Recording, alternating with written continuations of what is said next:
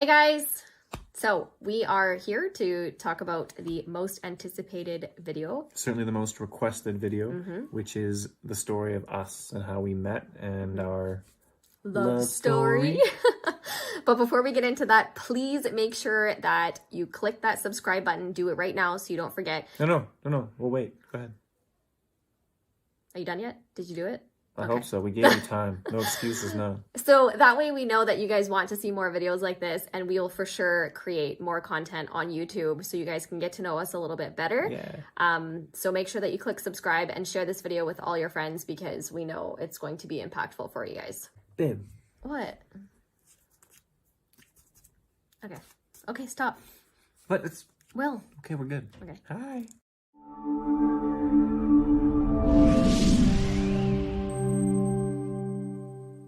Hi guys. Hello. So we're finally doing the video that you guys have been asking for forever. How did we meet? And what is our love story? And how did he convert? Yeah, but that's not really part of it. Just kidding. It's a big part of it. So yeah, we reached 100,000 followers on TikTok. So we thought, I think it's time to sit down and do our story time. And give you what you want. Or at least a lot of you. Okay. So all right. Let's get into it. Let's go back almost exactly 11 years. And I had just moved to a little town in British Columbia in Canada. And I was applying for jobs because I was new there. And I happened to walk past this cool looking electronics store no longer in existence, which is Future Shop. And somebody happened to be working there. So, of course, she completely ignored me, but that's beyond the point.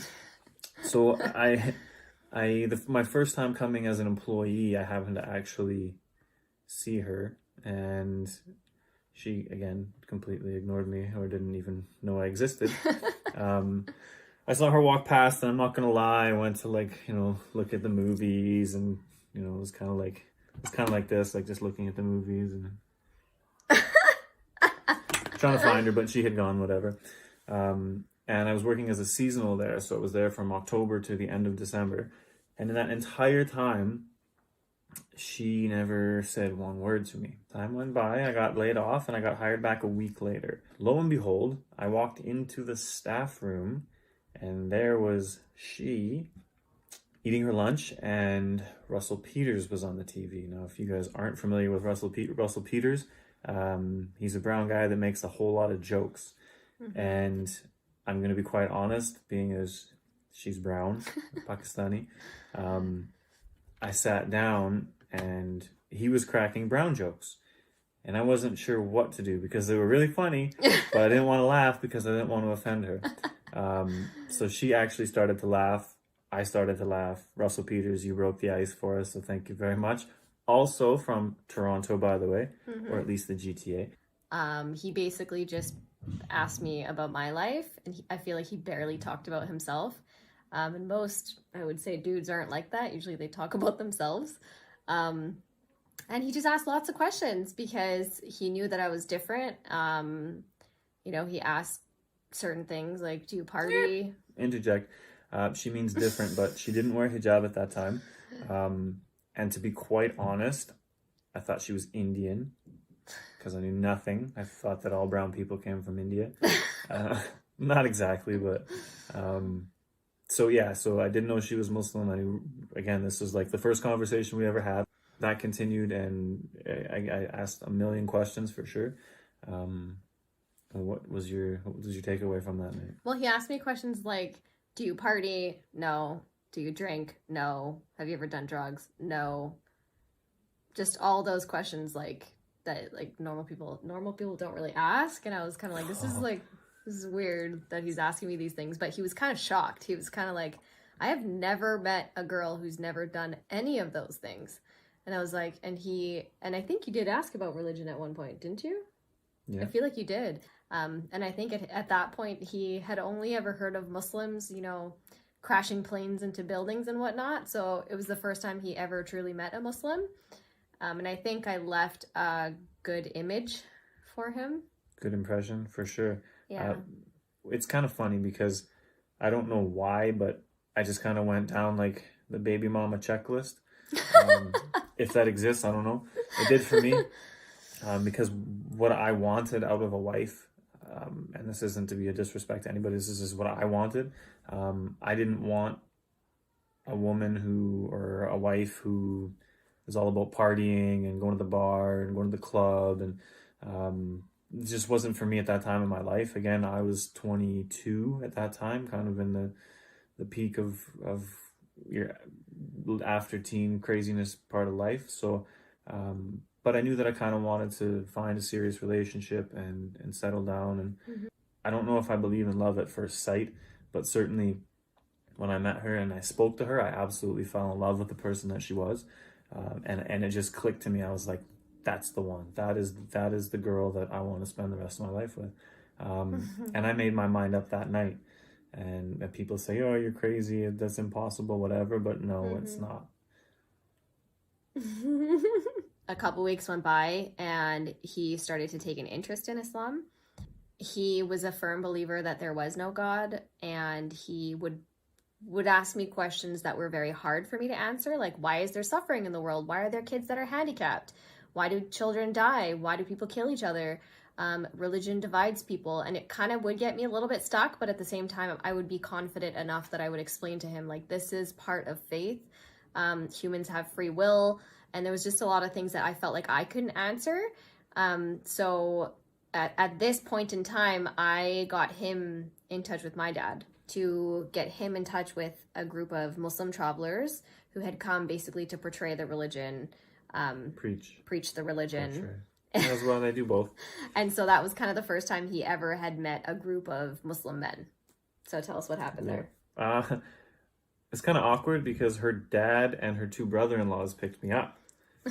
And of course, like, there wasn't anything between us, so it wasn't really that awkward. But still, knowing that, like, the three people in the car are like the future family of the girl I would like to be with and like to marry, was a little bit awkward for sure.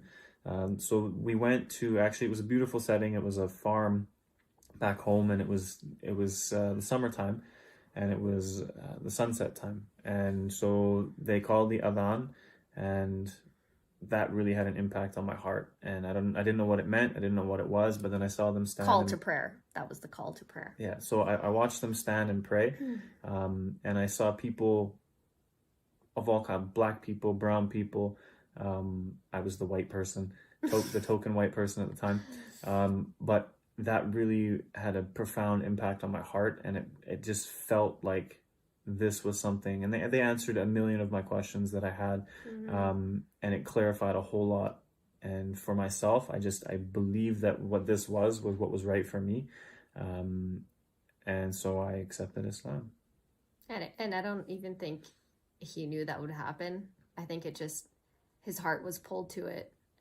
That's why I always say that I didn't choose Islam, that it chose me, and I believe that happened. Firmly. Yeah, absolutely. Because he went there knowing he had all these questions, and he kind of, I'm assuming that you probably wanted to stump those people, but they were able to answer everything so confidently, and I think it just cleared up everything, every like question that he had about Islam. Well, I mean, the big ones, for sure. But it was more about, it's a leap of faith. Yeah, well, it was the unity that these people portrayed, right? That you have like people from all over, and they're all praying together, and they're all united in their faith and their beliefs, and it was just a beautiful thing that I'd never seen before in my life. Like, even just amongst friends, you don't have unity really. So it was one of those, like, the perfect storm of things that all came together at the same time, and then it just drew me to it, and I took my shahada. Going with, like, after he converted to Islam, we kind of had presented the idea to my parents, and that was a huge no. It was a huge no at the time. My dad loved him, from what I know, and he highly respected him, but he also respected my mom and her wishes, and she was like, straight up no, like, this is not happening. So we had kind of decided at that point to part ways and just work on ourselves, because he was obviously a new Muslim. He didn't know enough, obviously, to like be married and, that kind of stuff. And I had just graduated from high school, and I was off to college and university to complete my degree. So we parted ways, And he spent time learning about Islam, and I spent time in university. And at that time, at the end of university, I actually started to wear hijab. So that's when I embraced hijab, and I started to actually pray 5 times a day. Before that, I never prayed 5 times a day consistently. So I feel like he brought me closer to my religion and my faith, which is kind of incredible because I was born a Muslim, and I feel like Muslims, like speaking for myself, but a lot of us take our religion for granted, and seeing someone embrace Islam when they had never had it growing up really inspired me and made me really realize like this is like there's so much more to life that I'm thinking of, and he opened my eyes. And since that time, I have like never missed any prayers. Like it's incredible, like how he changed my life as much as I changed his. And alhamdulillah, like it's been such a big blessing because the more closer we basically came to God, the more closer we became to each other. You know what I mean? So went our separate ways, and then you yeah, in that time. At the same time, I kind of had a few different jobs here and there, whatever. And I spent 40 days with a group of brothers that came from South Africa. One of the most amazing times I've ever had. And we went from Western Canada, we drove all across the country to Eastern Canada. Again, giving dawah, preaching to the Muslims, and really working on myself and working on understanding Islam, working on the fundamentals as much as I could. The next December, myself and one of the brothers from the same area, who has definitely had a profound effect on my religion, we went for 4 months. We went to Bangladesh and Pakistan, and it was all about building your iman, building my faith, and the faith of all of the people around us as well. And he was at that point so, I would say, like well-versed, or became so well-versed in Islam that he was giving speeches to hundreds of people. And he was propagating the religion, and he by the time he came back had learned more than I ever knew. Like to this day, I feel like he knows more about Islam than I do. He basically spent all this time, all those years, just learning about Islam. Like that was like, I was in university to become a social worker, and he was basically in university, quote unquote, like on the job to become a Muslim. Yeah. And it's incredible, like the amount of knowledge that he learned in that time frame. So much so that when he came back, he started actually leading prayers in our local masjid, calling the adhan, leading the prayers, and reciting really long surahs in Arabic. And just like it's incredible to see how much he grew in those years. It was incredible. And the guy that he went to Pakistan with, he basically became his adoptive dad, like in Islam, because he basically took him under his wing and supported him. Absolutely. And did so much for you. And to the point where he actually came to propose on my behalf after we had came back from Pakistan. To her family. Her dad was like, yep, no problem. My mom was like, just door in the face. If you haven't watched the video that we posted on TikTok about meeting brown parents, it was kind of like that. Straight up, no. Yeah, but after, in the month of Ramadan that year, I spent a lot of time in the masjid, the mosque, and her family would come, and her mom would listen to my adhan, and she didn't know it was him. Yeah, well, she found out after the fact, but and I think she had asked my dad, and had said something like, because the men and women are separate, like we can't see the men and the men can't see us in the mosque, and she had, I think she had asked my dad, who is this guy that has this amazing voice, giving the adhan. And then lo and behold, she secretly found out between my dad and her. My dad was like, yeah, that's him, the boy that wants to propose, or the boy that wants to marry your daughter. And my mom and him developed a relationship together, a secret relationship that I didn't know about. So what she would do is she would, I was doing i'tikaf in the masjid for the last 10 days of Ramadan, so I was staying in the mosque. So she would make her husband, so make her dad, bring me food so that I could break my fast and eat in the morning and stuff. And then, she would slip in a letter, and it was pretty amazing. I had never actually sat with her, like her mom. She'd never met him. No, she met me once. I don't know if I told you that, but what? I brought flowers. But she's Oh. like, yeah, no, no, Really? yeah, okay, long time ago. Um, but that was the amazing part, is that we never actually met. But she literally, I don't know why I didn't keep it or whatever, but it was on a scrap piece of paper or something, and she wrote a letter to me and said that like she would be honored if I would marry her daughter. And this is the one of the miracles of faith, is that, you know, she came across the verse of the Quran. I don't recall which one it was in particular, but it was about like giving second chances or not judging someone right away without having like knowing. Um, and so Mm-hmm. that point, she her mom, actually, I gave her a journal. I said, I don't really have anything to give you, you're so kind to me, you know, giving me food and everything.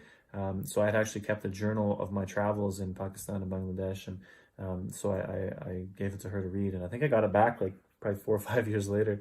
um, but you know, so she invited me to come for their Eid with her family, and that was probably like the most awkward time, um, because it's like meeting everyone, right? Her sisters, her brother-in-laws, Mm-hmm. her mom, her dad, and sitting together. So it It was, was like a job interview, but like yeah, they were interviewing him to become my husband. Like flash forward, that was Ramadan, and then Eid we met him, and then the next Eid we were married. Like yeah. that's how fast it We happened. were It married happened yeah, so on fast. the day of Arafah. Literally so Um, fast. Like both Eids, between one Eid, they met him. My mom met him. We developed a relationship and we became one big happy family. And literally the next Eid, after just a few months, we were married. yeah. Alhamdulillah. So it was an interesting journey, that she is the reason, I wouldn't say the reason, right? But she was the thing that brought me to Islam, and Mm-hmm. I'm the thing that brought her to Islam. Mm-hmm. So that's why our faith plays such a predominant role in our lives, is because Mm-hmm. that's what brought us together. And that's truly what Literally. we believe, is that once we decided, you know what, we need to work on ourselves, Mm-hmm. Allah made everything easy for us. Yeah. Alhamdulillah. Everything was so easy. It was like every prayer that I had ever made came true, which he now gives speeches everywhere so eloquently, and he's so well spoken about the religion. He's literally won awards, like community awards, for unifying people and, you know, interfaith projects and things like that. It's amazing to see how we both came closer to God by become like knowing one another. And now flash forward all these years later, we're married with 2 kids. Married for 6 years. Yeah, Over 6 years. married for 6 years and moved across the country. And now this is inshallah, our new job is, you know. Well, right now we're quarantined like everybody else, or house arrest, or whatever you want to call Yeah. it. So we figure what better time than right now to do this, sit Create down content and share our story and hopefully influence other people's lives. There's been countless messages from you guys in similar situations, and we feel so honored that you guys feel close enough to us, or that you feel like safe enough to come to us and ask us about our story and talk about your struggles and have us kind of give you advice. And every single time we've said the same thing. We've said, come closer to God, because that's ultimately what's going to, you know, help your decision and who you're going to marry. A quick example: make a triangle, quickly. Okay, so this is Allah. That's not a triangle. That's a diamond. This is Allah. This is God, and this is us. This is you and whoever you want, right? The further you are from God, the further you both will be apart from each other. But the closer to God you come, the closer you guys will come to one another. And it might take years, like in our situation, it literally took years. It took 5 years. 5 years. And you guys think about it, that was a long time. And for us to still remain like heart to heart, like it was hard, obviously, very hard. But we knew our ultimate goal. And really, yeah, we knew that we wanted to be together one day, and we knew that we had to take that time. It's just what we knew we want, and we basically made a promise to each other that, you know what, whatever we have to do, that's what we'll do. You know, and I always kind of had this, that people would say, oh, he just converted to marry her and all that sort of stuff. And I said that to my best friend. I said, man, you know, I hear this, like people say, oh, he just converted to marry her, whatever. And he looked at me and he was kind of like taken aback. Like, this guy is amazing person from a rough background, born Muslim. But he looked at me and he said, man, even if that was right, even if that was Mm-hmm. true, he's like, Mm-hmm. look at you now. I know. He's like, look at you now. He's like, I you lead the know. salah in the masjid. You give speeches to hundreds of people, thousands of people in some instances, about bringing faith, about unity, about bringing people together. He's like, even if you did, he's like, forget about all that because look at you now. And I thought about that, and I was like, wow. And how I was many like, lives he's impacted, and how many people he has been able to influence to come closer to God. It's literally amazing. It's definitely been an amazing journey. Yeah, I mean, obviously this incredible. is our life summarized, but yeah, now we're kind of looking into the future and where we go from here and what we want to do. Obviously, for those of you that don't know us, we have our Saleh Family Travels on Instagram, so you should go and check that out. It's a little bit slow with the not allowed to travel part, but we're slowly working at that one. Again, we're on TikTok, Saleh Family, and then the YouTube as well, which is, I think this is our first actual family video for YouTube. But we thought, you know what, everybody wants to hear it. We can't do it in 15 seconds or a minute on TikTok, so what better way than to do it on YouTube? So for sure, you know, like drop us a comment below and tell us, you know, what you guys think of our story and how it relates to you, or if you're in the same situation or whatever. You know, we have, like she said, like over 100,000 followers on TikTok. YouTube, this is like the first video, like I said. Instagram is in its infancy. So right now is the best time, because as things grow, the comments tend to get lost along the way. So for that engagement, you know, we definitely try to reply to every comment and give. We read every comment for sure. Yeah. Even if it's a private message, you know, we try to hit you back and give at least whatever advice we can. And like she said, the best advice we can give is that the closer you become to God, to Allah, it's like, you know, I'm sure most of the Muslims out there, they know the narration that if you come to God walking, He comes to you running. Yeah. And it's so true. 100%. That's what happened to us. It's unbelievable. Like, I look back at what my life used to be like before, and I feel like I was Muslim, but I was never fulfilled. I never truly felt that peace until I really met this crazy white boy. Started actually looking inward. You know, dressing a certain way, acting a certain way, that type of thing. And so it's truly a miracle in itself. It really is. Our relationship has changed lives. Like, it really has. It's changed, you know, like my parents' lives. It's changed, obviously, our children's lives. It's changed our lives. It's unbelievable. Yeah, it's really cool. 2 peas in a pod. Yeah.